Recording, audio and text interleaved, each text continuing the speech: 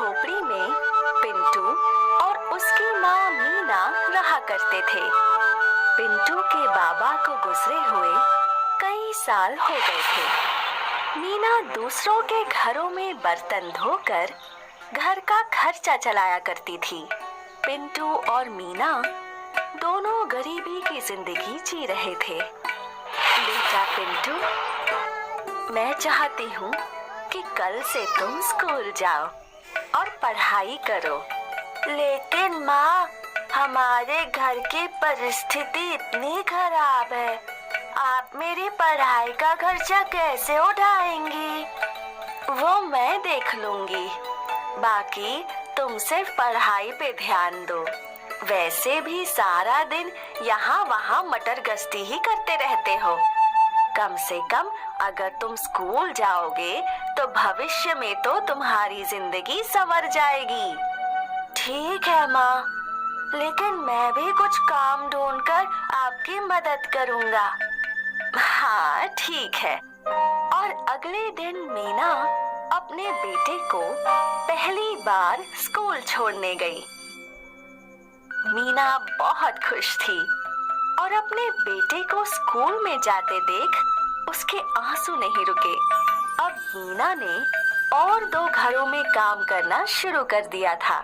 Pintu school से लौटकर अपनी माँ मीना की राह देखने लगा।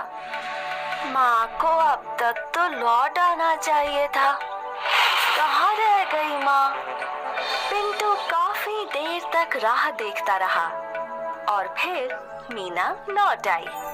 कहाँ रह गई थी आप? कुछ नहीं, मैं और 2 घरों में काम कर रही थी। और 2? हाँ, तेरी पढ़ाई के लिए। माँ, वैसे तेरे स्कूल का पहला दिन कैसा था? बहुत अच्छा था माँ। मेरे स्कूल में बहुत से बच्चे हैं। मैंने बहुत सारे दोस्त भी बनाए और हमारे मास्टर जी भी बहुत अच्छे हैं। अच्छा है, अच्छा है। तुम अच्छे से पढ़ लिख कर बड़े ऑफिसर बन जाओ। और माँ, मैंने अपने लिए काम भी ढूंढ लिया है। कल से मैं रोज पेपर डालने जाऊंगा, जिससे आपकी कुछ और मदद हो जाएगी। मेरा लाडला। और अगले दिन से पिंटू रोज लोगों के घरों में पेपर डालने लगा। उसके बदले व्यापारी उसे कुछ पैसे दे दिया करता था और फिर घर लौटकर वो स्कूल के लिए तैयार हुआ करता था। और फिर मीना उसे स्कूल छोड़कर अपने काम पर चली जाया करती थी। कई दिनों तक ये सिलसिला चलता रहा। एक दिन पिंटू पेपर डाल ही रहा था जब वो व्यापारी के पास लौटा तो उसके पास एक पेपर बच गया था। साहब, आज एक पेपर ज्यादा आ गया था। ठीक है, ये पेपर तुम ही रख लो। पिंटू पेपर घर ले गया और वो उसमें छपे हुए शब्दों की पहेली को सुलझाने लगा। फिर स्कूल के रास्ते जाते वक्त वो एक न्यूज़पेपर के दफ्तर में रुका और उसने वो पहेली वाला पेपर उन्हें दे दिया। और फिर रोज की तरह वो लोग स्कूल गए और मीना अपने काम पर चली गई। अब मीना एक घर के बाद दूसरे और फिर तीसरे घर में काम किया करती थी और पिंटू स्कूल के बाद पढ़ाई करता था। फिर अपने घर की साफ सफाई करके अपनी माँ के लौटने का इंतजार किया करता था। 15 दिन बाद जब पिंटू अपने स्कूल में था तो पिंटू के मास्टर जी के साथ एक ऑफिसर आए। यही है पिंटू? तो वो तुम हो जिसने वो पहेली का हल किया था? जी सर।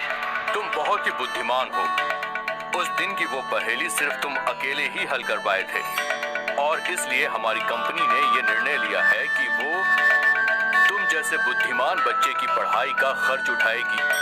ये सुनकर पिंटू बहुत खुश हुआ। स्कूल के बाद वो घर पहुंचा और आज वो अपनी माँ का बड़ी ही बेसब्री से इंतजार कर रहा था।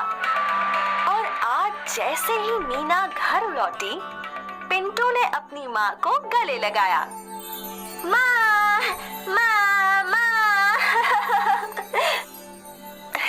अरे क्या हुआ? माँ, अब से आपको ज्यादा काम नहीं करना पड़ेगा। और वो क्यों? क्योंकि वो पेपर वाली कंपनी वालों ने मुझे स्कॉलरशिप दी है।